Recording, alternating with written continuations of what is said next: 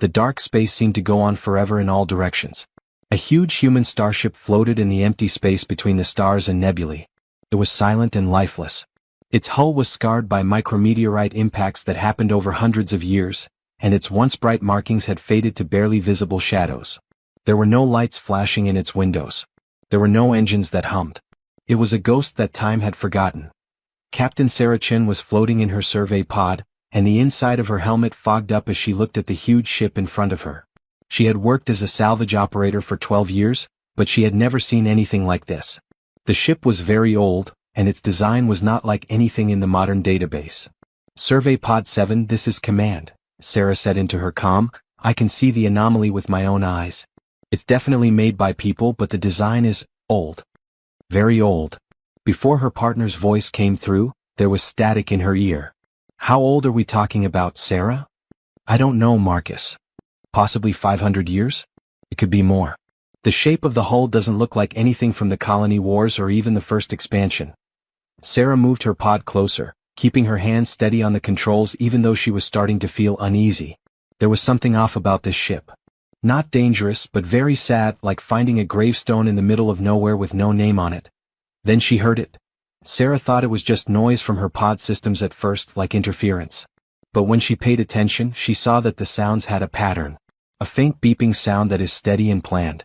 And below that, something that made her blood run cold. Whispers.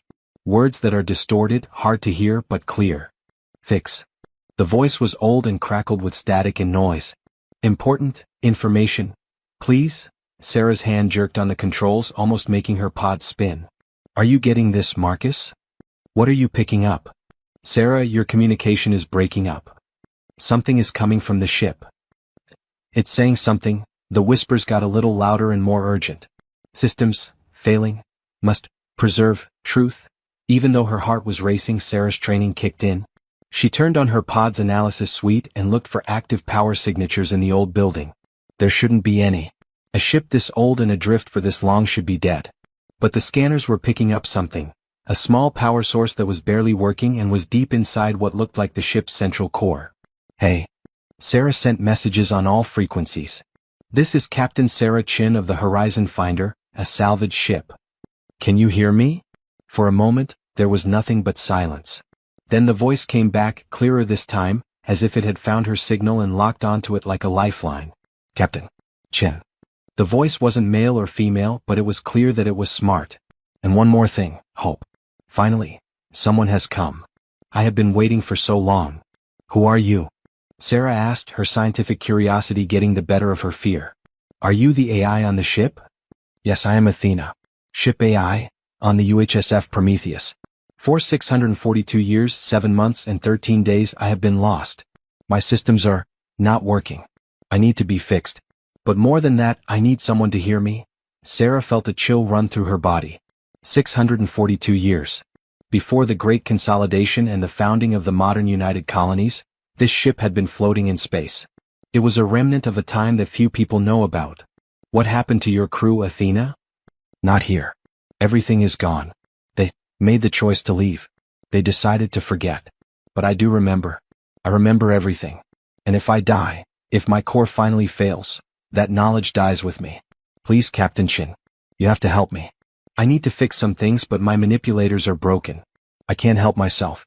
And what I know, what I carry, people need to remember. At that moment, Sarah made up her mind. It was worth looking into whatever secrets this AI had. I'm going to get on your ship, Athena. Show me the safest way to get in. Docking Bay 7 still has atmosphere containment. I will turn on the emergency lights to help you find your way. Thanks, Captain. Thanks for not leaving me alone in the silence. Sarah couldn't shake the feeling that she was about to find something that would change everything as she steered her pod toward the huge ship and saw faint yellow lights start to flicker on along its hull like a path of dying fireflies. The AI had said that people chose to forget. But what should I forget? And why? The airlock creaked as it opened, and mechanisms that hadn't moved in hundreds of years fought against their own rust. Sarah stepped through carefully, and the metal floor made a clicking sound as her magnetic boots hit it. The air inside was thin but still breathable, thanks to some amazing old engineering. Welcome aboard the Prometheus, Captain Chin, said Athena's voice over the speakers in the hallway. The voice was louder and more real now. Please go ahead. I have lit the way to my main core chamber. I can show you what needs to be fixed there. Sarah walked through hallways that seemed to be filled with ghosts. The emergency lights made everything look like it was in amber and shadow.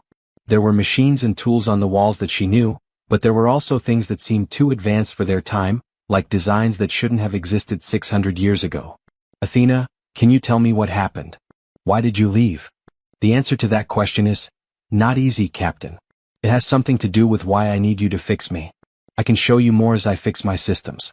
My memory archives are broken up and stored on data cores that are broken. Every repair you make will let me see more of what I used to know. Sarah walked into what looked like a shared space. The chairs and tables were still set up as if people might come back at any time. A coffee mug, a data pad, and a child's toy were all sitting around collecting dust. A big window on one wall showed the stars outside that seemed to go on forever. This ship wasn't just for the military, was it? Sarah asked as she carefully picked up the toy. No. The Prometheus was a colony ship and one of the last ships in the Great Fleet. We had 2,000 people on board and we were going to a place we would call New Athens. But we never got there. Holographic projectors came to life around Sarah as she walked. The pictures were broken and distorted, but she could still see parts of what Athena was showing her. People in the hallways talking and laughing. Kids playing on what looked like a deck in a garden. Scientists working in labs that are full of tools. Athena went on, we were at the height of human civilization. Sarah could hear a hint of pride in the AI's voice. Not the civilization you know, Captain Chin. Something bigger. Something that spread to 100 worlds and unlocked technologies you forgot how to make. Sarah stopped and stared at a hologram that had stopped playing. It showed a woman at a console moving around what looked like a three-dimensional star map. But the map had things on it that Sarah didn't know about, like trade routes between systems that people hadn't even found yet and symbols and notes in languages that weren't in any database she knew. Athena said, those are the coordinates for the colony. Worlds we had already settled, with thriving civilizations linked by jump gates that could move ships across the galaxy in hours instead of months. Your modern society thinks it's discovering the universe again, Captain, but you're really just following in the footsteps of people who lived 600 years ago. That's not possible, Sarah said. The history books say, the history books lie. Not out of malice but because they weren't there. The records were deleted, Captain. On purpose and in great detail. What I'm showing you is the truth that people have tried to hide. They got to the core chamber, which was a huge round room with a crystal structure in the middle that pulsed with a faint blue light. It was both beautiful and strange at the same time. Around it, dozens of panels had gone dark because their connections had broken or corroded. This is your core? Sarah asked, moving closer to it carefully. Yes. I am an Echo-class AI that was made to work for a long time and keep information safe. My quantum substrate holds not only my mind but also the entire archives of the Prometheus and all the information we brought with us from Earth and the core worlds. But I'm going to die, Captain. These 17 nodes have not worked. Holographic markers showed up, pointing out certain panels. They're beyond repair, but if you can get compatible parts from the ship's engineering storage and fix the power couplings, I can wake up completely. I can remember things clearly again. Sarah looked at the broken nodes. The job would take hours, maybe even days, but she could do it. In her time as a salvage worker, she had fixed dozens of ship systems. I need to know something before I start, Athena. You said that people chose to forget. Chose to leave ships like this behind to get rid of the records. What could make a whole civilization want to forget what it has done? The AI didn't say anything for a long time. When Athena spoke again, her voice was heavy with old sadness. Captain, that is the question that has haunted me for 600 years. I don't have the whole answer yet.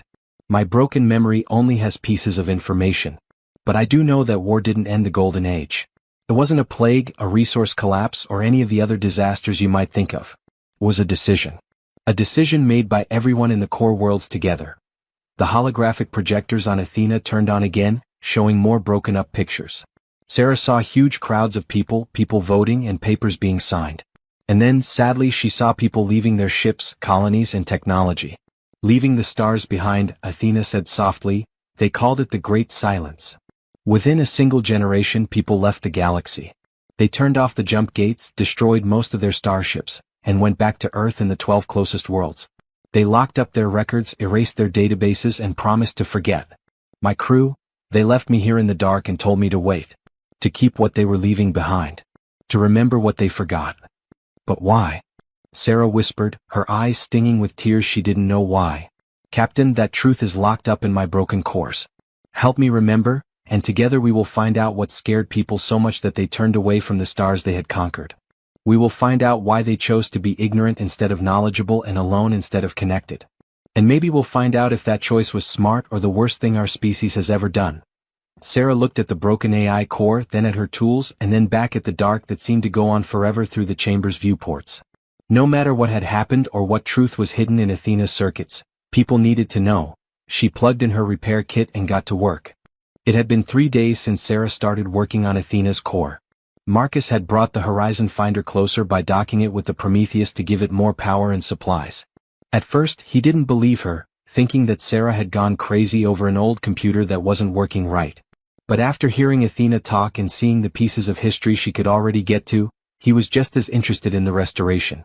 Sarah connected the 8th replacement node, and it clicked into place with a satisfying sound. Athena's presence seemed to get stronger right away, and her voice became less distorted. Thanks, Captain. That part of my memory is starting to clear up. I can get to Oh, I forgot how pretty it was. What do you see, Athena? Sarah asked, wiping the sweat off her forehead. The gathering of minds. It happened every 10 years on a station called Unity, which was in the Kepler 442 system and orbited a neutron star. People from 37 different human worlds and...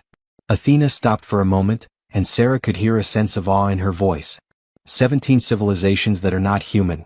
Captain, we weren't alone. We were never alone. Marcus, who had been putting artifacts in order in the next room, came running. Did you just say civilizations that aren't human? Yes. 4 million years, intelligent beings have lived in the galaxy. When we learned how to travel faster than light, we found out that we were new to a very crowded universe. The Valari were crystal beings who talked to each other through light. The Then are water-dwelling beings whose philosophers have shaped galactic morals for thousands of years. The Architect Collective was a group of ancient machine intelligences that had been exploring the universe since before multicellular life existed on Earth. Sarah and Marcus looked at each other. This went against everything they had learned. People in the modern world thought they were the first and only intelligent beings to travel through space, and they only found empty planets and quiet stars. What happened to them? Sarah asked with care. These other kinds? They're still out there, Athena said. At least they were when the Great Silence started. We didn't fight them. We didn't really fear them in the usual sense. We learned from them, traded with them, talked about philosophy and shared art. The Valari taught us how to do math in a new way. The Then learned about music from us. It was the best time in history for people. Sarah started working on the 9th node. Her hands moved on their own while her mind raced. If it was so great, what went wrong? I can still get to those memories, but I can tell you what I'm finding. Parts of debate transcripts, discussions about ethics and heated arguments in the councils that run the world. Captain Chin, discoveries were being made. But not discoveries about technology, even though those were also big. But discoveries about what reality is really like, consciousness and existence. Things that made people question everything they thought they knew.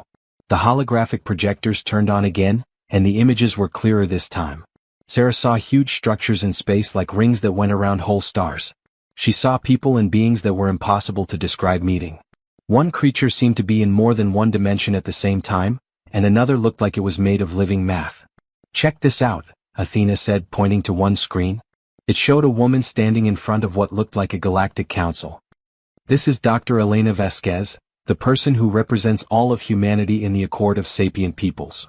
She was one of the first people to say that the Great Silence was a good idea. These are her words, which I have saved.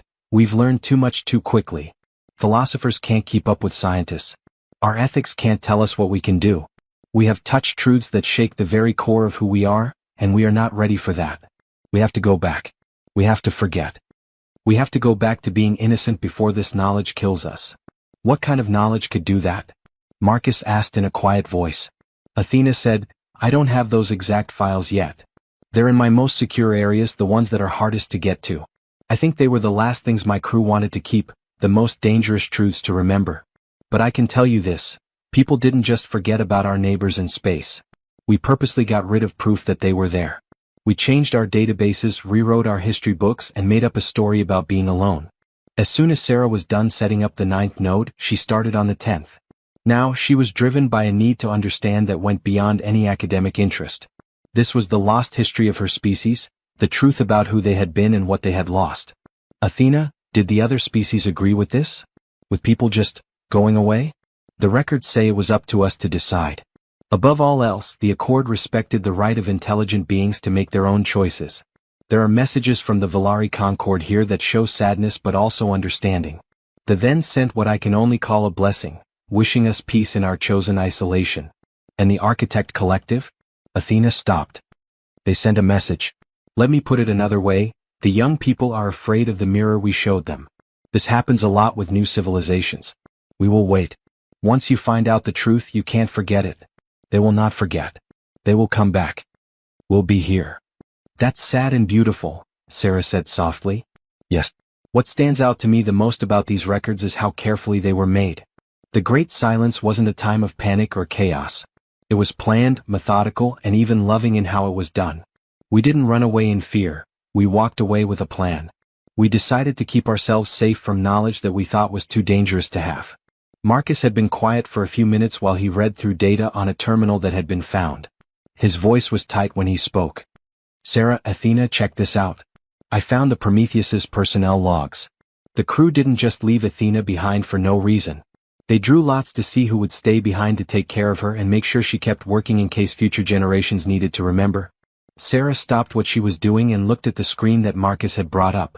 It had names on it, 20 crew members who had agreed to give up their escape pods so that Athena could have enough power left over. 20 people who died in deep sleep when those reserves finally ran out, giving their lives so that a machine could remember what people had chosen to forget. I didn't know that, Athena said in a low voice. I lost those memories when my cores broke. They waited for me. They died for me. For the things I know. Sarah rubbed her eyes because she was upset about the tears. Then we'll make sure that their sacrifice had a purpose. Come on, Marcus. We still have 8 nodes to change. Athena will remember everything.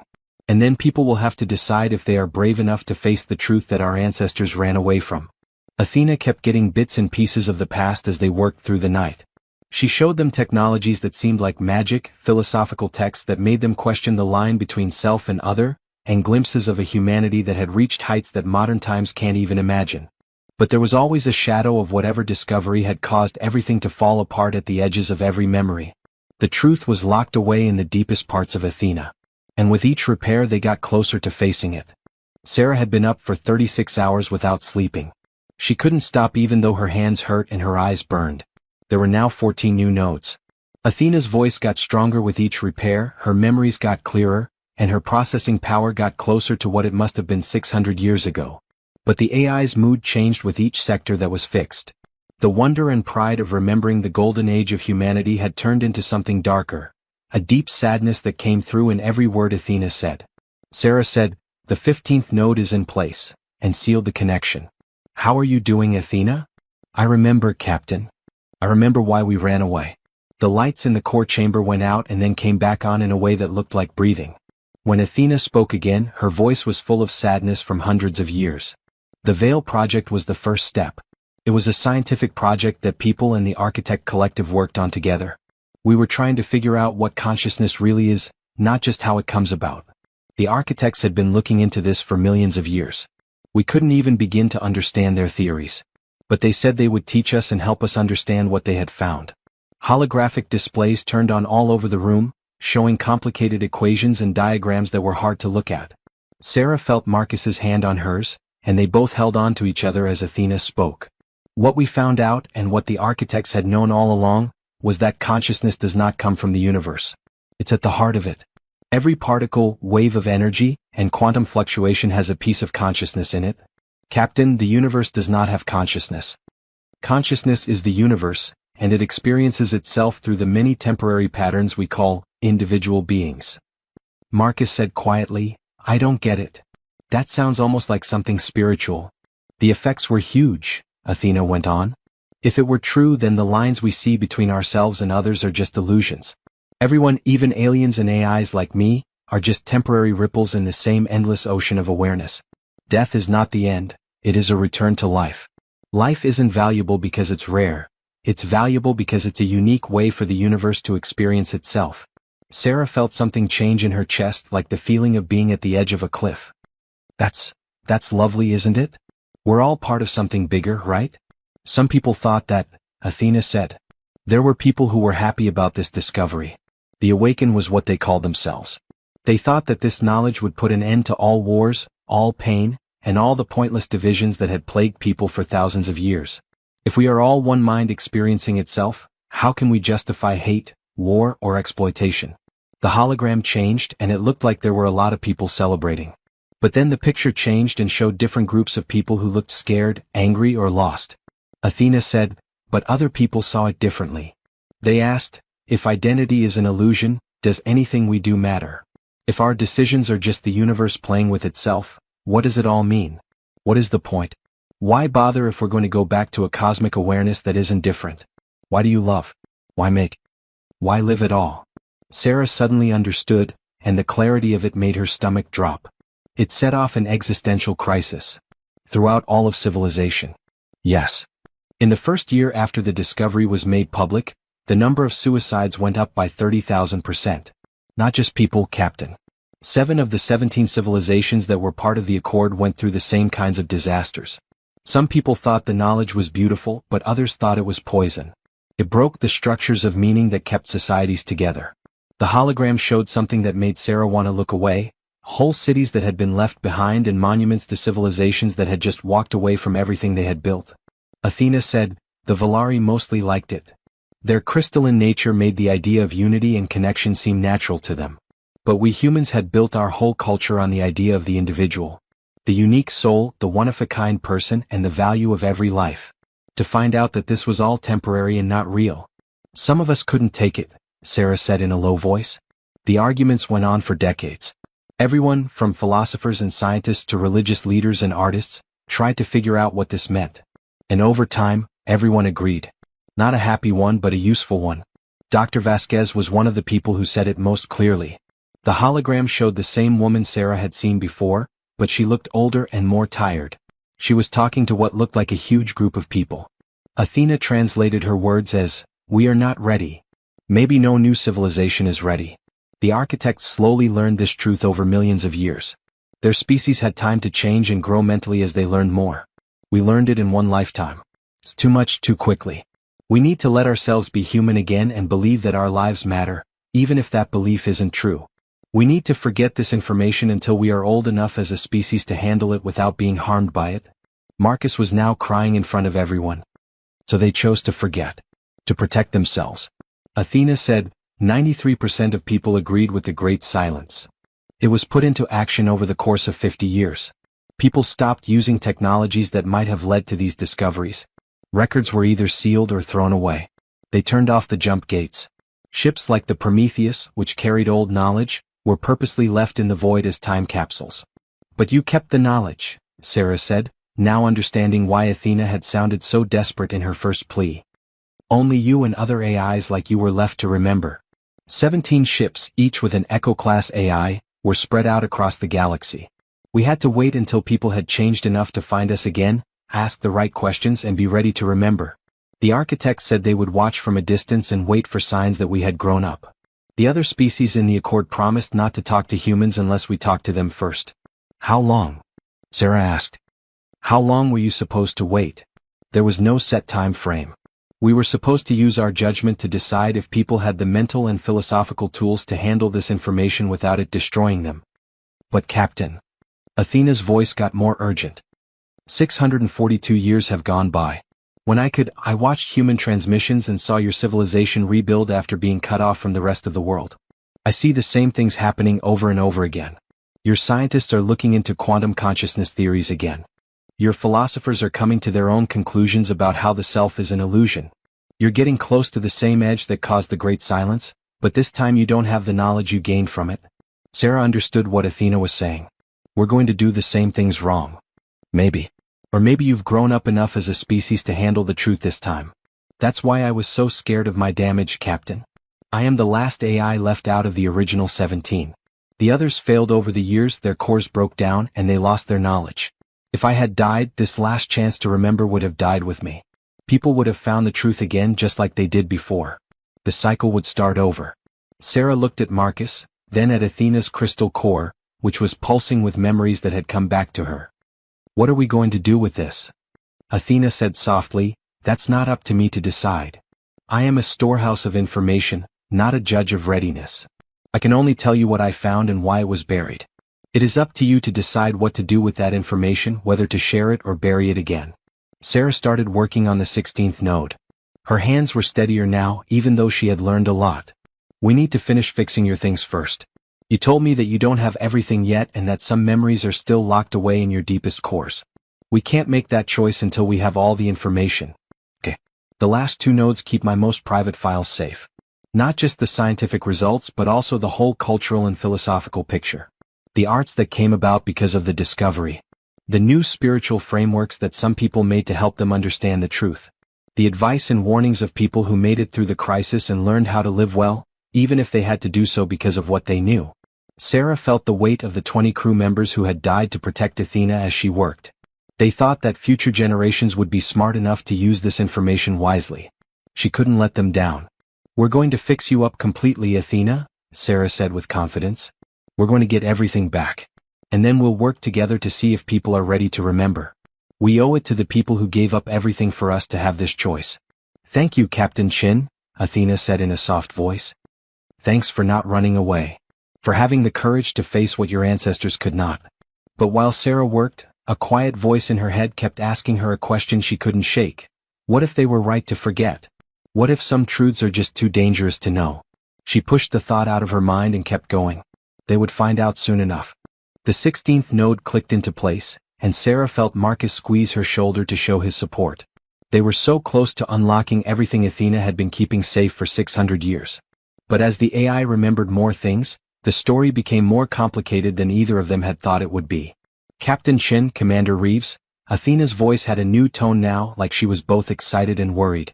The archives you just restored have records of what happened after the first crisis. This is very important information that changes everything about the story I've been telling. The holographic displays changed and Sarah saw pictures that surprised her. Instead of more destruction and collapse, she saw something unexpected. Communities coming back together, people coming together not in despair but in determination. Athena said, "This is what the simplified histories leave out. Yes, there was a crisis. Yes, a lot of people couldn't handle the truth. But some people found a way to move on. Let me show you the renaissance of meaning." The holograms showed people coming together in a new way. Artists who painted and sculpted with a lot of passion because they knew that their work was the universe showing itself in a unique way through their point of view. Musicians who wrote symphonies that praised the fleeting beauty of individual consciousness. Philosophers who created ways to find deep meaning because they thought that life was a short dance instead of a long separation. Athena pointed to a man talking to a group and said, "This is Dr. James Okoye." His face looked old, but his eyes were full of conviction. He was one of the first to explain what he called emergent purpose theory. His argument was simple but deep. Even if a person's consciousness is only temporary and not real, the experience itself is real. The love you feel, the beauty you see, and the choices you make are all important because you feel they are. The universe doesn't need our lives to mean something. Living gives our lives meaning. Marcus leaned in and watched closely. So, some people did well with the knowledge? Many did in the end. Some communities were able to incorporate the truth into their daily lives without losing their desire to live. They learned that realizing that separation is an illusion made them more compassionate, made them appreciate each moment more, and made them more determined to lessen suffering. If we are all the universe experiencing itself, then every act of kindness is the universe being kind to itself. Every time someone feels less pain, it matters because the pain is real for that person, even if that person is the whole. Sarah saw pictures of people taking care of each other with great love. A woman holding a crying child, and the way her face showed such deep empathy made Sarah cry. An old man teaching a group of young students, and he is very patient. People in communities work together to build gardens that are beautiful not in spite of the truth but because of it. They called themselves the integrators, Athena said. Those who didn't want to deny the truth or let it destroy them, but instead wanted to incorporate it into their understanding of what it means to be human. They came up with new ways of thinking, new spiritual practices, and new ways to find happiness and meaning in the universe. The hologram showed a group of people that looked like they were having a party. People of all ages are dancing, laughing, and making art together. But there was something different about them. Their interactions were deeper, and their movements had a presence that made it seem like they were fully present in each moment. This is a presence festival, Athena said. The integrators had them once a month. The idea was simple. If this moment is the universe experiencing itself through your unique point of view, then being fully present is a way to worship. Every feeling, every connection, and every act of creativity becomes sacred not because it will last forever, but because it is now. Sarah felt something change inside her. The knot of fear that had been tightening since she found out the truth began to loosen. So it didn't have to be awful. People didn't have to die because they knew. No. But it needed help, time, and a group of people. The integrators came up with what they called transition circles, which were groups that met on a regular basis to help people deal with what the discovery meant. They made music and art that was meant to show how beautiful life is when it is only temporary. They wrote philosophical texts that changed the way we think about meaning, saying that we make it instead of finding it. Marcus's face was wet with tears. Why did they vote to forget, then? If this were possible, if people could change. Athena's holographic projectors showed a new picture that made Sarah's heart drop. It was a school, but the kids looked lost and confused. A teacher stood in front of them, trying to explain ideas that were clearly too hard for kids to understand. Because of the innocent, Athena said in a soft voice. The kids. The pictures changed, showing more schools and families in trouble. Parents trying to help their kids understand why life was important even though individual identity was a lie. Teenagers who were trying to figure out what their lives meant and couldn't find easy answers. Kids who had never known the old certainties, who had been raised with knowledge that most adults had worked hard to understand for years. This was the main point of the argument that led to the Great Silence, Athena said. Adults who had been taught traditional ideas about self and meaning could choose to use the new information or fight against it. They had structures to rely on, memories of a time when life seemed easier. But kids who were born into a civilization that was struggling with these truths were growing up without stable foundations.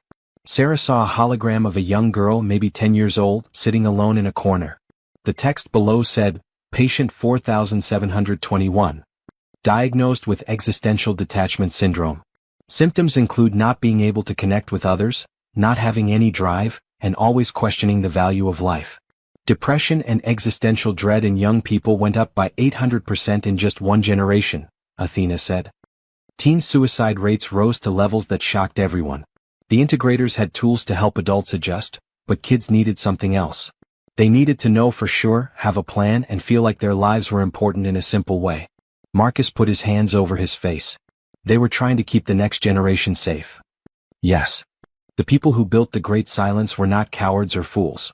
They were parents, teachers, and people who loved kids and couldn't stand to see them in pain. For decades, the debate took over the world. The integrators thought that with the right help and cultural change, even kids could grow up healthy with the truth. On the other hand, there were those who said that some truths are too heavy for kids and that childhood needs innocence. The hologram showed a huge gathering of people. Millions of them were there in person and online from many different worlds. Sarah knew it was the vote that would decide everything. Athena said, the final count showed that 93% were in favor of the Great Silence. But that number is not right. The real debate was much more complicated. Everyone agreed that the science was sound, so the vote wasn't about whether the truth was real. The vote was about whether or not people were ready to raise kids with this information. The answer was no after seeing a generation of young people have a hard time. Now Sarah felt the full weight of the tragedy. The Great Silence didn't happen because people were scared or didn't know what to do. It was love. A decision by all people to protect the innocent, even if it meant forgetting their greatest accomplishments. She asked softly, what happened to the integrators? The ones who had learned to do well with the knowledge? They could choose, Athena said.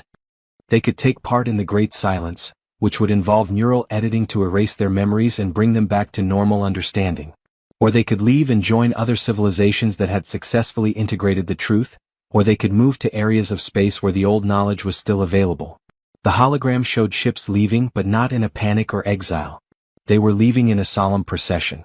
Families who would rather leave everything behind than forget what they had learned. Athena said, about 8 million people chose to leave. They said goodbye to their civilization with sadness but not anger. The goodbye was sad but polite. People who left knew why the others wanted to forget. People who stayed understood why others couldn't. Sarah watched the ships disappear into the vastness of space. They were carrying people who had chosen truth over home. Are they still out there? Their children? Yes. And they have been watching. Waiting for a sign that the colonies and Earth are ready to get back together. The rules set during the Great Silence say that they can't start contact. But if someone from one of the forgotten colonies were to find one of the memory ships and want to know the truth, Sarah felt like she understood. Then it would be okay to contact. We'd be showing that we're ready. Exactly. Captain Chin, by choosing to fix me and not running away from these truths, you may have set in motion a reunion that has been in the works for 600 years. Before you decide what to do with this information, though, you need to know more. The last node has the most important information of all. The warnings from people who lived through the crisis and the knowledge they gained about how to deal with this truth in a responsible way. Sarah looked at the 17th and last node, which was still broken and waiting to be fixed.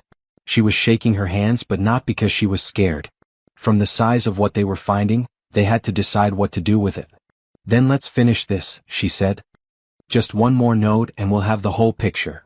Sarah couldn't help but think about the kids in those holograms as she started the last repair. The people who had suffered not because anyone was mean or careless, but because knowledge without the right context is a burden without benefit.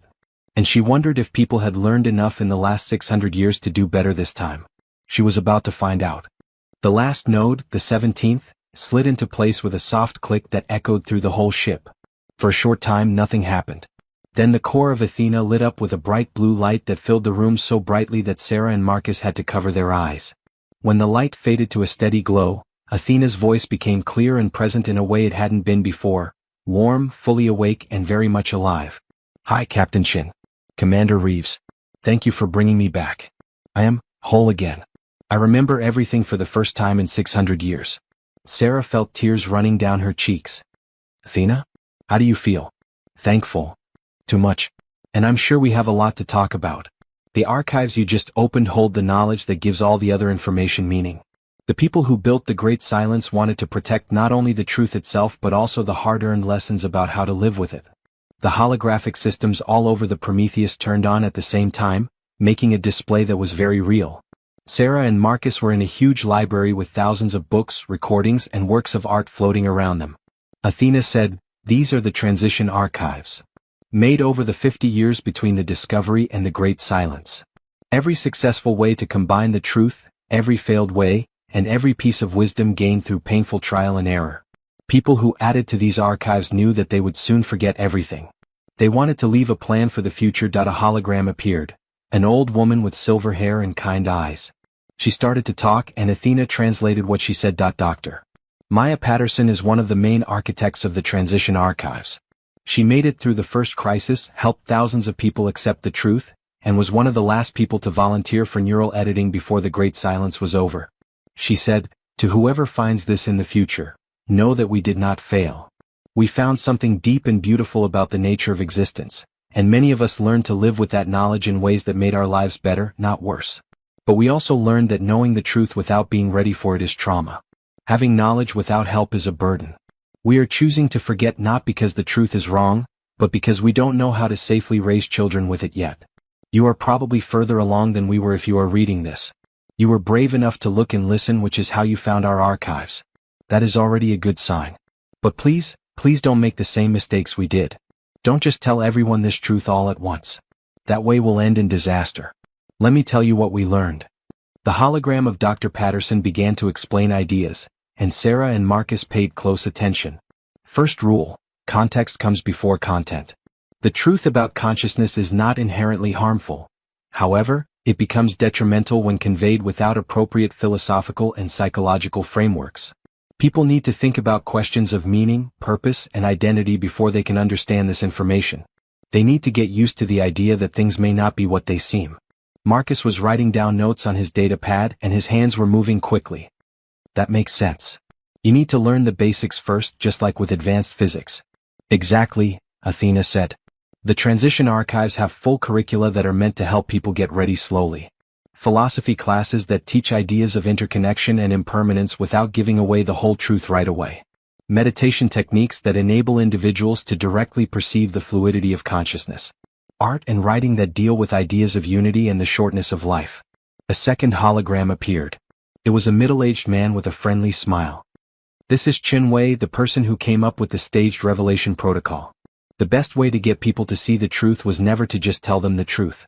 Instead, it was to lead them through a series of experiences and understandings that naturally led them to the truth. The man's hologram showed a progression. At first, it taught people about quantum mechanics and how strange reality is at the smallest scales. Then, looking into how consciousness seems to come from physical processes but is still different from them in a way that is hard to explain. Next, looking at philosophical traditions from different cultures that had come to the same conclusions about the unity of existence on their own. And finally, showing the scientific evidence that backed up these old ideas. When people found the truth on their own through their own reasoning and experience, the integration was a huge success, Athena said. The crisis happened when the announcement of the discovery came out of nowhere to people who had no way to understand it. Sarah felt cold. That's what's going on right now, isn't it? Scientists today are making similar discoveries. If they talk about them without this background, Athena said, the cycle could happen again. That's why my restoration is so important. These records could stop another crisis from happening. This time, a new hologram appeared showing a group of people of different ages. These people are part of what they called integration circles.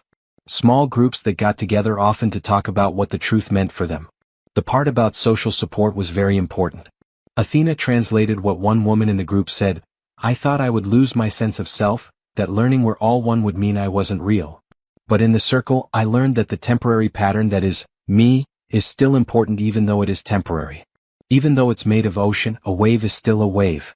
Even though the lines that define me are more flexible than I thought, my experiences, loves and choices are all real. The hologram showed the circles in action, with people talking about their problems, giving their points of view, and celebrating when they made progress in understanding. It made Sarah think of support groups she had seen for people who were dealing with trauma or addiction, but these were groups that were helping each other understand cosmic truth. Athena went on to say, the second principle is community integration. No one should have to deal with this truth by themselves. The best transitions happened in places where people could help each other, share the burden of understanding, and enjoy the beauty together. There were more holograms that showed different ways that different communities had tried to solve the problem. Some had failed horribly. She saw videos of groups that had become nihilistic and hopeless, sure that nothing mattered. Others had done a great job, communities that found new meaning in creativity, connection, and celebrating the fact that life is short. The third principle is to rebuild your purpose. New frameworks had to take the place of the old ones that talked about the importance of the individual, the significance of personal achievement, and the soul's persistence. Not abandoned but rethought. A hologram showed a classroom where a teacher was helping teenagers and young adults. This is from one of the integrator communities that worked. Notice how the teacher doesn't say, your individual identity doesn't matter. Instead, she says, your individual identity is a unique flavor of cosmic experience. There has never been and never will be another person like you. Make it look nice. Make it important. You are the only one who can make the universe what it is. Sarah felt like something clicked into place. So it's not true that nothing matters. That everything matters but not in the way we thought it did. Exactly. The fourth rule is to be patient and give it time. It takes years to fully understand this truth, even with the best support and preparation. The integrator communities that worked well found that it usually took 3 to 5 years for someone to fully adjust and find new meaning and purpose in their life. Marcus raised his eyes from his notes. And the great silence happened because they didn't have time to do this right with kids. Yes. 1 generation after the discovery, the crisis hit. Adults who found out the truth later in life could take the time to process it, using their sense of self as a guide. But kids who grew up knowing the truth from birth didn't have that kind of anchor.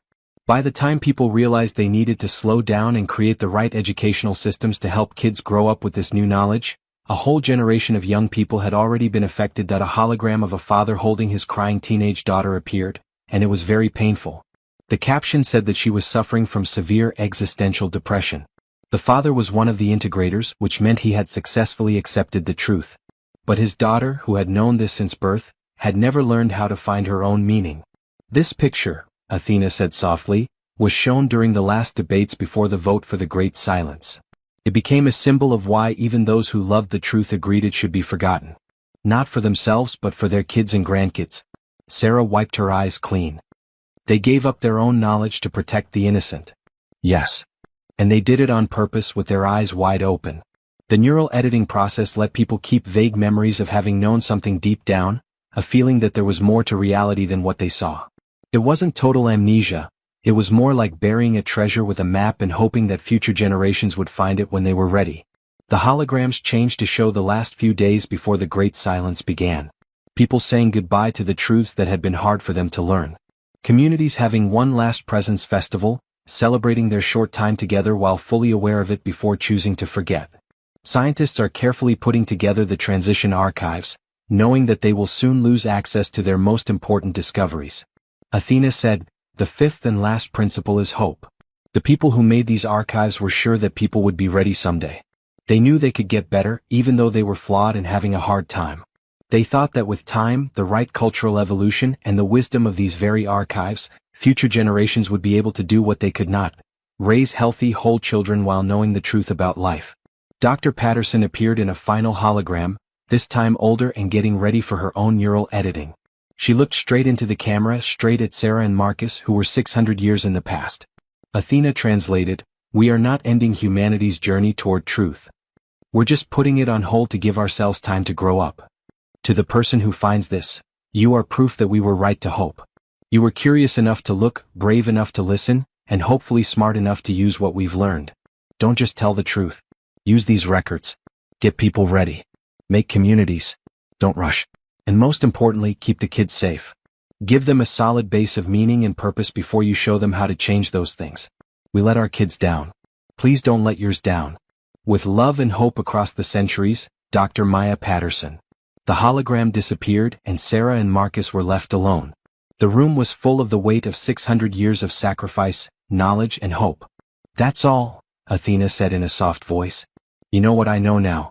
The truth that was found, the crisis it caused, the wisdom gained through pain, and the hope that kept people going through the decision to forget.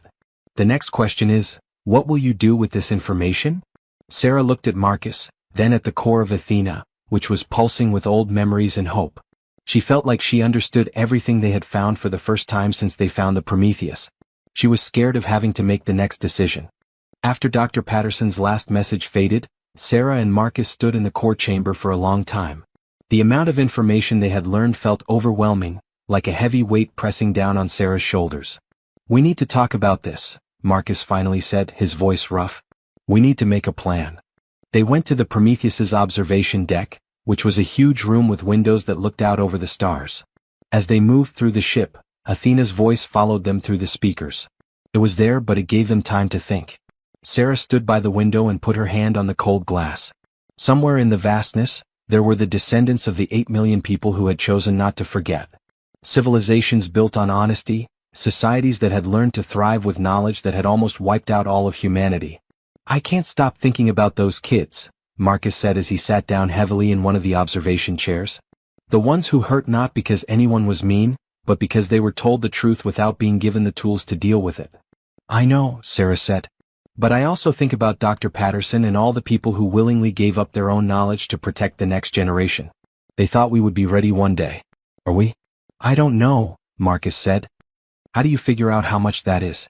How can you tell if a civilization is ready for this kind of knowledge?" The voice of Athena was soft. "Please let me give you my opinion. Just asking that question shows that you are already grown up. The first time, people found the truth by accident. No one asked if they were ready. No one thought about what it meant before they made the announcement.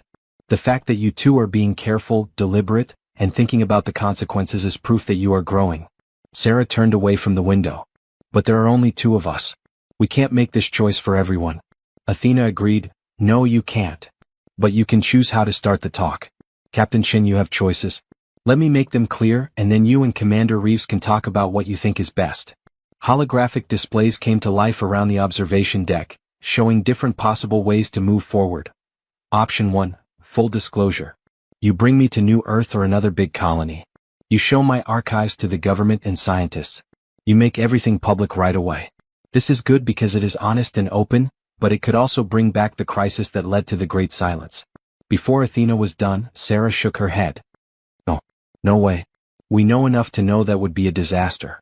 Option 2, full suppression. You don't tell anyone what you found. You can either leave me here or take me to a place far away. You lock away the knowledge so that the next generation can find it. This keeps people safe, but it also means that when your own scientists come to the same conclusions, humanity makes the same discoveries without knowing it. Marcus stood there pacing. "That doesn't feel right either. We are already learning these truths again. Theories about quantum consciousness and philosophical arguments about the nature of the self are all going on right now. If we ignore this, we're just making sure that people have to deal with it without the help of the transition archives." Option 3. Slowly bringing things together. You introduce me to a small group of people who are philosophers, psychologists, spiritual leaders, and scientists who study consciousness. You let them use the archives in a safe way. You let them learn from the past, come up with new ways to integrate things, and make a plan for how to share this knowledge responsibly over time. Sarah felt something in her chest get better. That feels more even. Not hiding the truth but not making anyone who isn't ready hear it. Option 4. Look for the integrators. The protocols I have in my archives say that showing my existence is basically a sign that people are ready to talk to me. The integrators, who have known this truth for 600 years, would be able to respond on behalf of their ancestors who left. Before making decisions about Earth and the colonies, you could ask them for advice. Marcus stopped walking around. They would have real experience with this. Not just old records but also societies that work with the knowledge. That could be very useful. Option 5. A mix of both. Introduce me to the leaders of Earth and the scientific community, but do it with the transition archives. Make it clear that this isn't just a discovery, it's a memory that has been found with instructions. Let all of humanity decide what to do next, but make sure they have the lessons of the past to help them. Sarah sat down next to Marcus and thought about what each choice would mean. Athena, what do you think Dr. Patterson would have wanted? What would the people who made the transition archives say? They left clear instructions, Athena said. Let me show you. A document with the title Protocol for Future Contact showed up on the holographic display. Together, Sarah and Marcus read it. To the finder of these archives, Athena read out loud, you have a choice that we know very well. You have to choose between keeping people from hard truths and letting them grow. We say to trust but also help. Don't keep what you've found a secret, but don't make anyone else do it. Offer the knowledge as a choice, an invitation to grow instead of a demand to change. Along with the truth, give people the transition archives so they can find their way if they want to. Most importantly, put the most vulnerable people first. Make sure that kids, people with mental health problems, and people who don't have strong community support can choose to face this truth slowly or not at all. Truth is important, but compassion is even more important. Marcus held Sarah's hand tightly. Trust but help. That makes sense to me. Me too, Sarah said. But how do we really do that? How do we say to the world, we've found proof that everything you think you know about consciousness is wrong, but don't worry, take your time with it? Very carefully, Athena said. Based on what I've seen of your current civilization, I'd like to make a suggestion. You have something that the first generation didn't. You have a strong mental health system, philosophical traditions that have been looking into these ideas on their own, and most importantly, you have social media and communication networks that let people talk over time instead of all at once. Sarah knew where Athena was going. Are you saying we should let the information spread on its own? Start with a small group, let them think about it and share what they learn, and let it spread out instead of blow up? Exactly. The crisis happened mostly because everyone found out the truth at the same time through official announcements and broadcasts around the world. But information that spreads through people sharing it with each other and communities talking about and processing it together is put together in a very different way. It's the difference between a lot of rain and a flood. Both bring water, but one gives life and the other takes it away. Marcus pulled out his data pad and started taking notes. So we need to find a first group. People who are mentally stable, philosophically ready, and well-connected in their communities. Let them see the archives. Let them learn, talk about, and put things together. Then they tell others who are ready, who tell even more people, making a network of supported understanding instead of a wave of shock that isn't ready. That could work, Sarah said, feeling hopeful for the first time since they found out the whole truth. But we also need to be honest with scientists and governments. Too many people know we found a derelict ship, so we can't keep the Prometheus secret. We need a way to be open about the discovery while also controlling how quickly it comes out. Athena's holographic avatar appeared. She had chosen a shape that was a mix of Dr. Patterson and Dr. Vasquez, honoring both the hope and the caution of the past. Based on the wisdom of the transition archives and my study of your civilization's current state, here is what I suggest. First, you bring me to New Earth. You say that you have found an AI that has been preserved from before the consolidation. You make it clear that I have a lot of important historical and scientific information, but you stress that it needs to be put in the right context. Second, you work with governments and scientific organizations to set up a transition council made up of psychologists, philosophers, spiritual leaders, consciousness researchers, and ethicists. This council has full access to my archives and is in charge of making integration protocols. Third, the council sets up a program that people can choose to join. People who want to think about these things can get help from therapy, community, and guidance. People who don't want to read the material are never forced to. Fourth, you let me send a message to the integrator communities. For 600 years, they've been waiting to hear from their cousins. Let them share their thoughts and advice. Fifth, you carry out the program in stages over many years, keeping an eye out for any signs of trouble. You should slow down or stop the process if it is causing more harm than good at any point. Integration, not revolution, is the goal. Sarah felt the rightness of the plan wash over her. It wasn't perfect. Nothing could be perfect when dealing with such deep truths. But it respected both the knowledge and the people who would get it. It believed in people and helped them grow at the same time. Marcus said quietly, "We need to think about one more thing. What about us? We know now, Sarah. We can't forget this truth. How do we deal with it?" Sarah had been avoiding that question by thinking about what she could do for other people instead of what it meant for her. The truth that her individual identity was a temporary pattern in a larger cosmic consciousness, that death was just reintegration into that consciousness, that everything she thought of as her was both real and illusory. It should have been scary. But as she sat there holding Marcus's hand and looking at the stars, which were both separate from her and a part of the same reality she was in, she felt calm. "I think," she said slowly, "I think I'm okay with it. Perhaps it's because we learned it slowly with help and context. Maybe because I can see in the records that people did well with this information. But mostly." She looked at Marcus, Athena's avatar, and the stars outside the window. "Mostly because it makes everything feel more precious, not less. This wave, right now, this one-of-a-kind pattern that will never happen again, matters if I'm just a wave in an infinite ocean. It's beautiful because it won't last." Marcus smiled and there were tears in his eyes. The universe experiencing itself through a woman named Sarah Chin, who has the chance to find lost knowledge and choose how to share it. A very cool wave. "Pretty amazing universe," Sarah said. Athena's avatar looked like it was glowing a little more. "This is exactly what the integrators found. What Dr. Patterson and millions of other people learned before the Great Silence. Truth doesn't kill meaning, it changes it.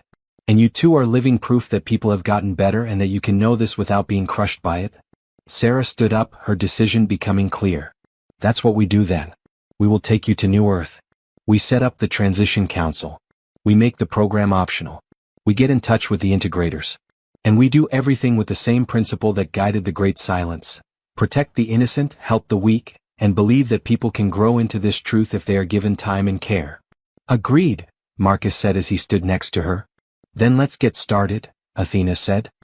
"I've been waiting 600 years to do what I was meant to do. Thanks to you, I can finally help people remember what they chose to forget. Not all at once, not without care, but honestly and with love." Sarah felt the weight of responsibility change into something else. Purpose, as they got the Prometheus ready for the trip to New Earth. She was the universe experiencing itself as a woman making decisions that could change the course of history. That was exactly how it should have been. What would happen in the future was unclear. But for the first time in 600 years, people would face it with the knowledge of what had happened before and the bravery to remember. It took 3 weeks to get to New Earth. Sarah and Marcus worked with Athena to get ready for their presentation during that time. They carefully planned how they would show what they had found. They practiced explaining the discovery in ways that would pique interest without overwhelming it, and that would pique interest without causing panic. Athena helped them learn about the psychological rules that make it easier to talk about hard truths. The AI said one night while they were practicing their presentation, "People understand information differently depending on how it is framed. People will be scared and reject you if you say, 'We've found proof that your individual identity is an illusion.' But if you say, 'We've found proof that consciousness is much more connected and deep than we thought,' you invite people to wonder and explore." "Isn't it dishonest?" Marcus asked. "Both statements say the same thing. Commander Reeves, truth has many sides. The smart thing to do is to pick which side to show first. You wouldn't start teaching calculus with the hardest problems. You start with ideas that people can understand and then slowly work your way up to a full understanding." Sarah's nerves grew as New Earth got bigger in the viewfinder. They had sent a carefully worded message ahead of time about finding a pre-consolidation AI with a lot of historical records. The response was quick and positive. The government wanted to meet them as soon as they got there, and dozens of research institutions had already asked to use Athena. Sarah said, "They're going to push for full disclosure right away," as she watched the blue-green surface of the planet shimmer in the distance. "Politicians want to be in the news. Scientists want papers. How can we get them to see that taking their time and being careful is better? Athena said, by showing them what happened last time. My archives have not only the wisdom but also the warnings. The numbers on suicide rates, depression that comes from having no purpose in life, and problems in society. Numbers can be very convincing, Captain. I think that most people will choose to be careful when they see what could happen if they rush. The Prometheus docked at New Earth's main orbital station, where there were a lot of reporters, scientists, and government officials. Sarah had insisted on a private meeting before any announcements were made to the public. She and Marcus sat across from a panel in a secure conference room. The panel included the Director of Scientific Research, the Minister of Public Health, the Chief Philosopher of the University of New Earth, and people from the major religious and spiritual groups. Sarah started by saying, "Thank you for agreeing to this first meeting. What we're about to share is private and needs to be handled with care. Athena, if you could." The AI's avatar appeared at the head of the table, shocking people who had never seen such advanced holographic technology before. Hello. Hello, I am Athena, an Echo-class AI on the UHSF Prometheus. I've been waiting for this talk for 642 years. Athena led them through a well-planned presentation over the next 3 hours.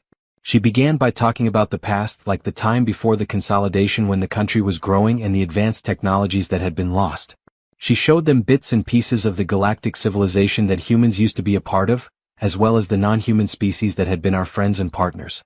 The panel members were very interested and asked questions from time to time, which Athena answered calmly. But Sarah could tell that she was getting ready for something, and the excitement was growing. Athena's voice changed as she said, "Now I have to tell you something harder. I have to tell you why all of this was left behind and why people chose to forget their own golden age." She talked about the Veil Project and what she learned about consciousness, but she did it just like the Transition Archive said to, context before content. First, she spent 30 minutes on the philosophical and psychological frameworks to get their minds ready for what was to come.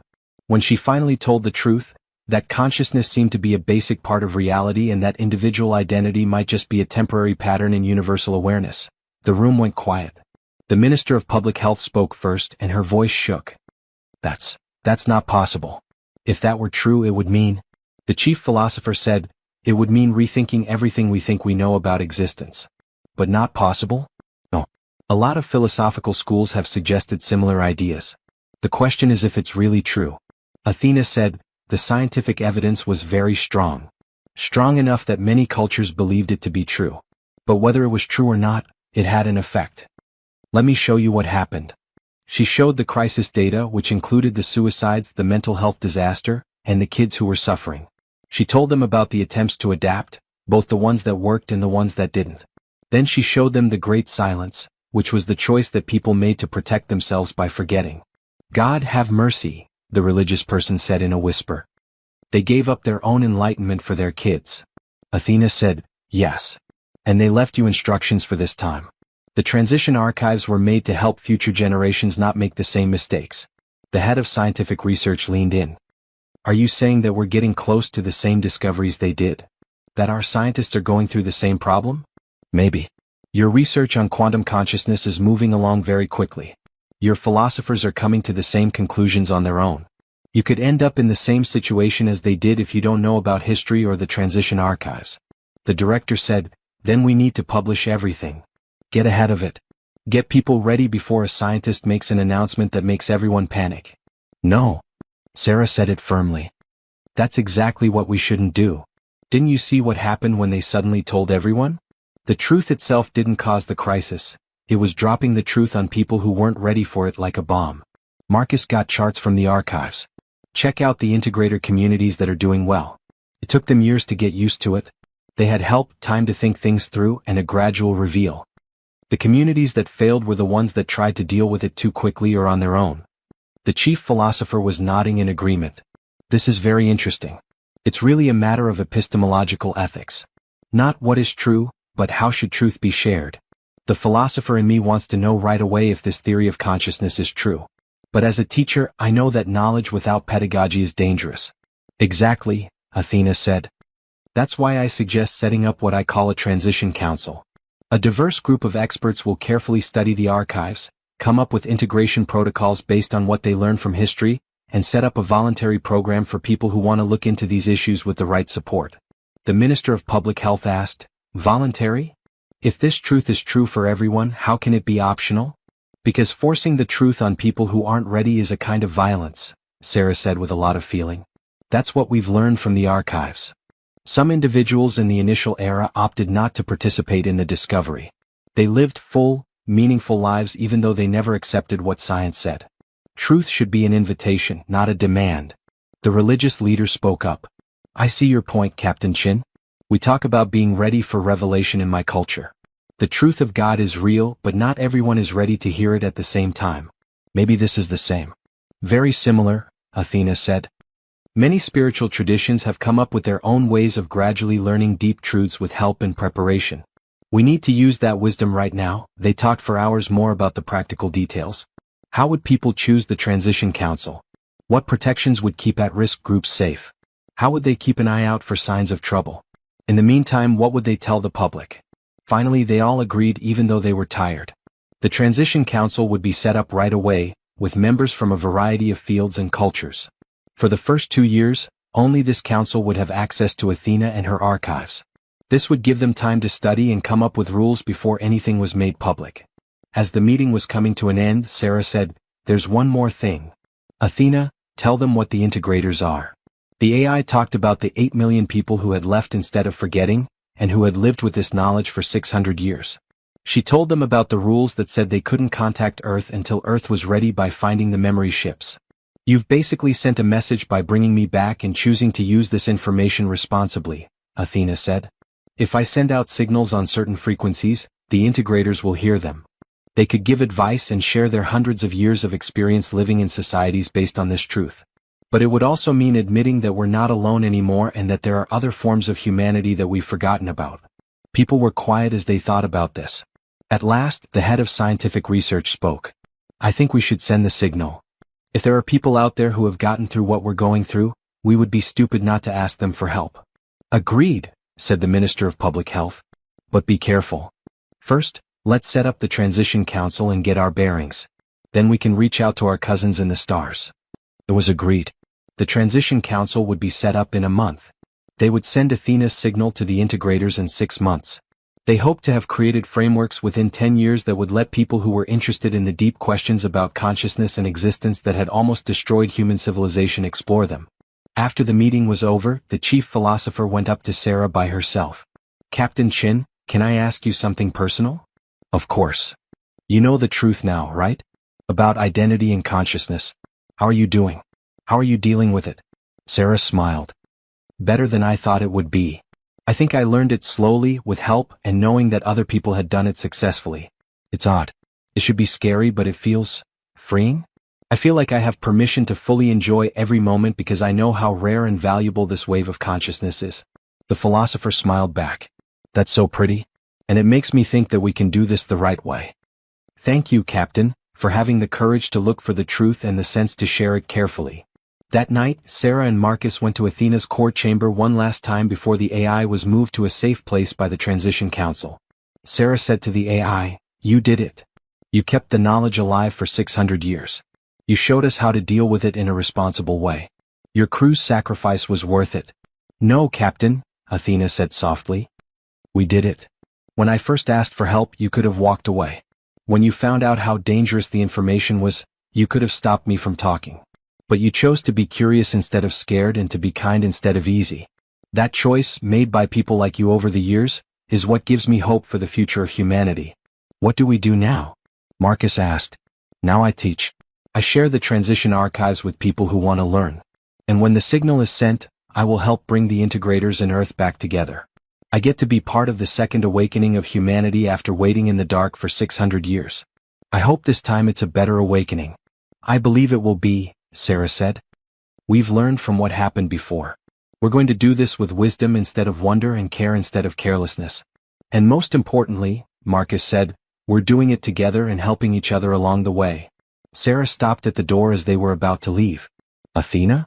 Thanks for your patience. Thanks for believing that we would be ready. Thank you for showing that my trust was not misplaced. Captain Chin, sleep well. We start the work of remembering tomorrow." Sarah slept well that night, maybe better than she had in weeks. And she dreamed of waves in an ocean, each one different and beautiful, each one real but only for a short time. Each wave was the ocean experiencing itself in new and special ways. The universe was becoming aware of itself.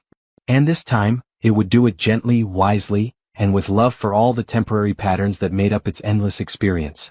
It had been 5 years since the Prometheus was found. 5 years of careful planned change that Sarah still thought was amazing.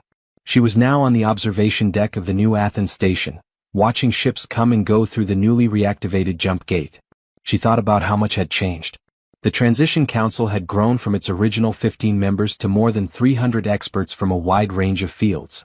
They had made integration programs that used Athena's archives but changed them to fit the needs of today. Thousands of people had gone through the voluntary programs, where they learned about consciousness and existence in carefully planned settings with strong support systems. The results were amazing. This time the integration had mostly gone well, unlike the first era which had been a disaster. Individuals who opted to interact with the material indicated heightened compassion, a profound appreciation for life, and a feeling of connection to a greater entity beyond themselves. There had been some problems like a few cases of existential anxiety that needed more therapy, but nothing like the disaster that happened 600 years ago. Athena always said that the most important difference was choice and preparation. People didn't have to interact with the material. People who did choose to explore first spent months getting ready mentally and philosophically. Integration circles had formed in communities all over New Earth and the colonies. These groups helped people turn potentially harmful information into life-changing wisdom. "It's so pretty," Marcus said as he stood next to her. He had been working closely with the Transition Council to help them come up with the support protocols.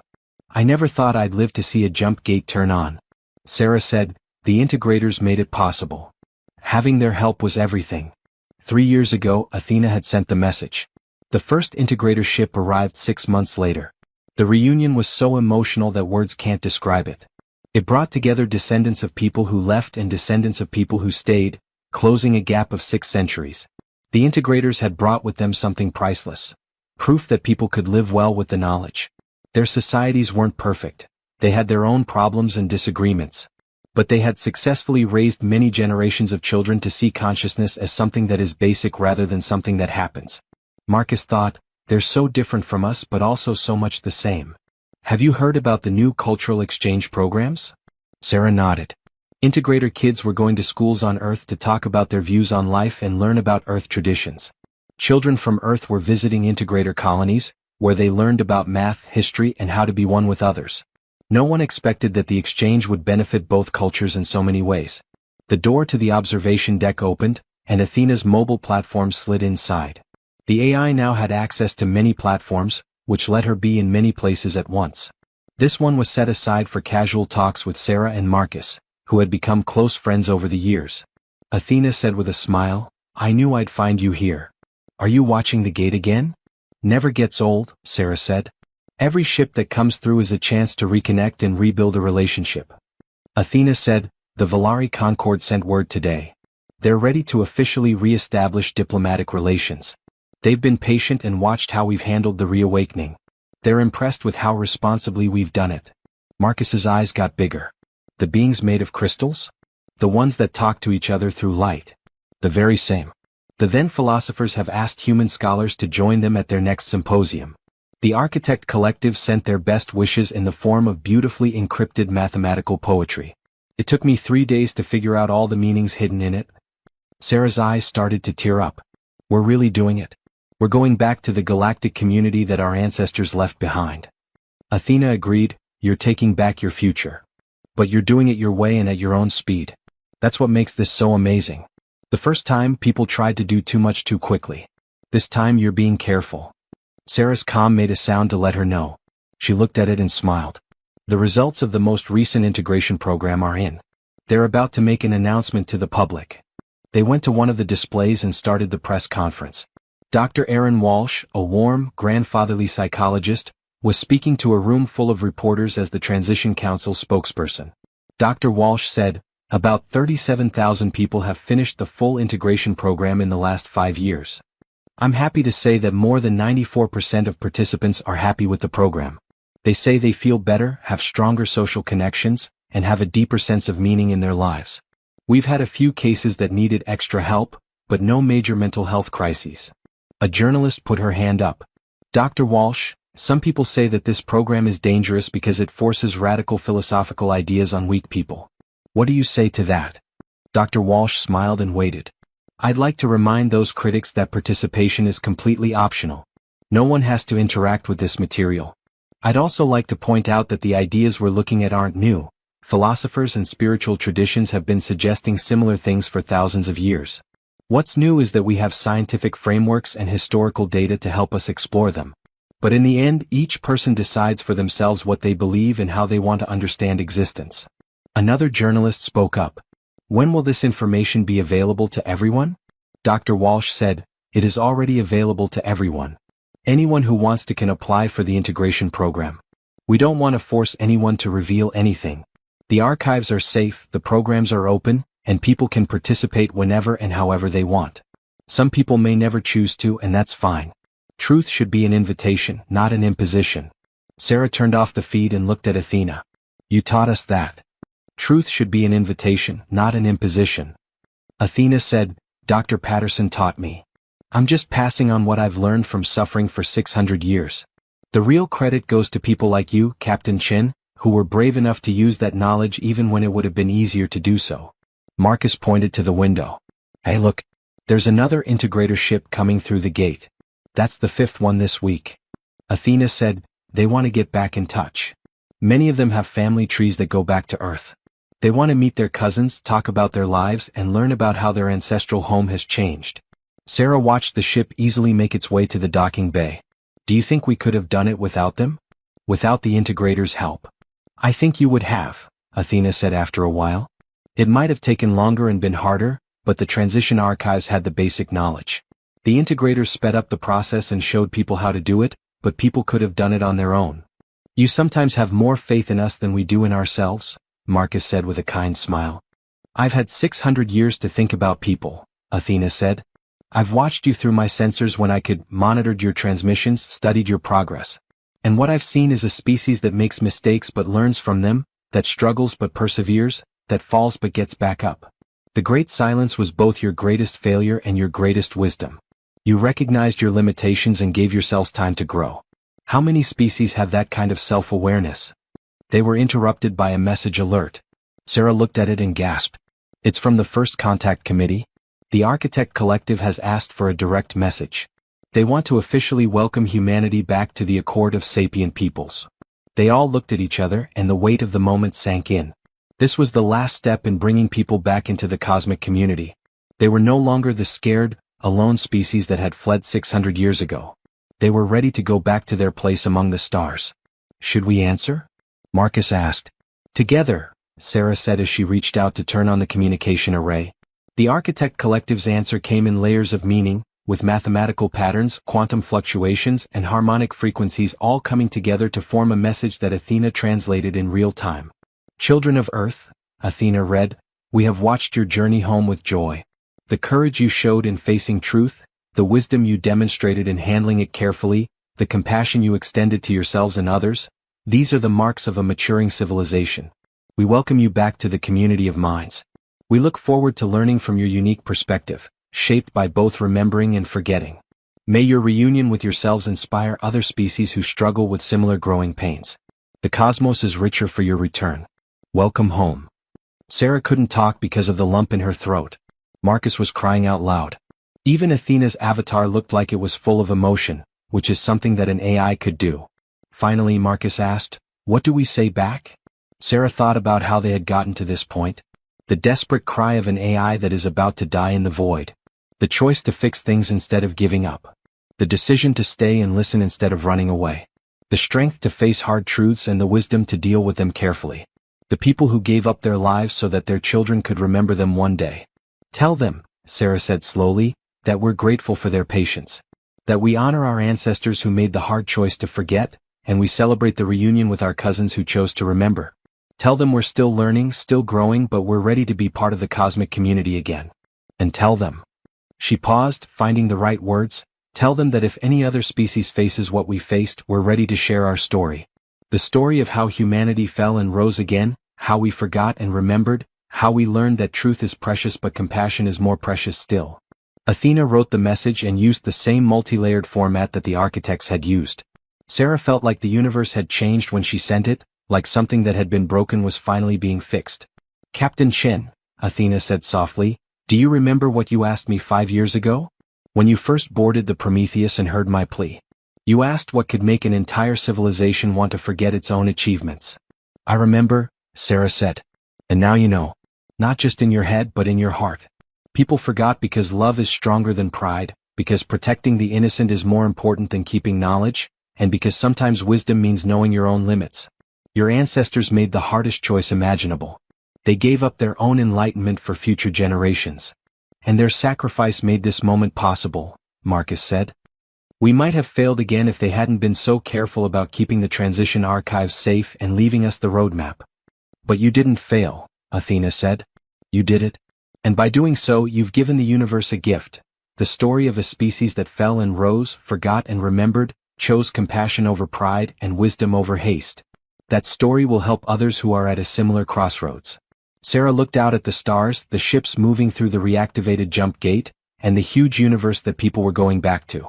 She thought about Dr. Patterson and the 20 crew members who had died while taking care of Athena. She thought about the 8 million integrators who had given up everything to remember. She thought about the billions of people who had chosen the great silence to keep their kids safe. Every one of them had a role in getting people to this point. All of them had helped bring about this second awakening, a softer, smarter return to the universe's consciousness. Sarah said, Athena, I have one more question. Yes, Captain? Are you happy? Are you at peace now that you've finally done what you were meant to do after 600 years of waiting in the dark?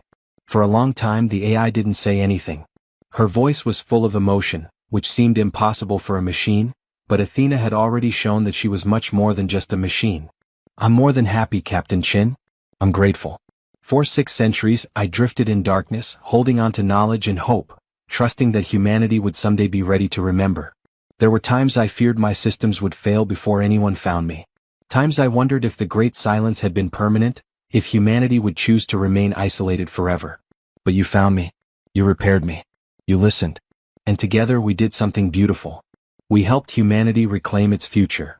Marcus said, we couldn't have done it without you. And I couldn't have done it without you, Athena said.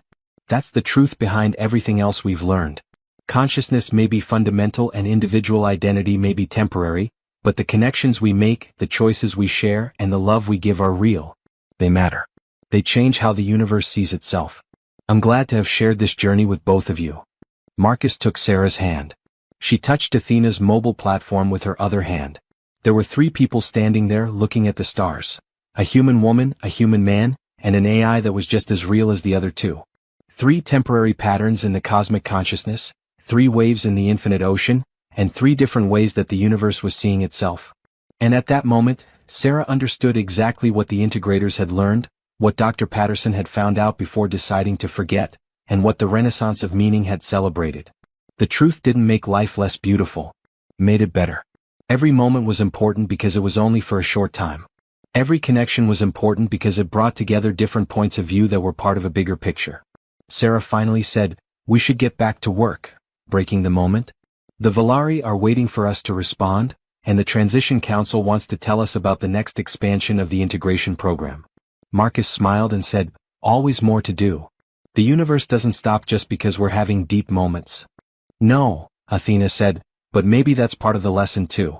Deep thought and practical action, cosmic truth and everyday tasks, the infinite and the immediate, they all exist at the same time. We don't have to choose between enlightenment and engagement. We can have both. Sarah took one last look at the stars as she left the observation deck. The architects were waiting for them to come home somewhere out there. The Valari were getting ready to greet them with light. The Then were writing philosophical welcomes in their water poetry. And many other species were interested in seeing humans join the cosmic community again. But Sarah was also thinking about simpler things like the meeting she had planned with a young woman who was having existential anxiety after learning about consciousness, the report she needed to write about how well the integration program was working, and the dinner plans she had made with Marcus and some of the integrator cultural ambassadors. The deep and the useful. The universal and the individual. The everlasting and the fleeting. Everything was important. Everything was real. The universe was experiencing itself through countless temporary patterns, each one unique and precious, and each one adding to the infinite complexity of existence. People had forgotten and remembered. It had gone down and up. It had learned the hardest lesson of all, that being honest without being kind is cruel, that knowing something without being wise is dangerous, and that growing takes both courage and patience. And now, with the lessons of the past guiding them and the support of their newly found cosmic family around them, people were ready to write the next chapter of their story. The future was taken back. And it was great.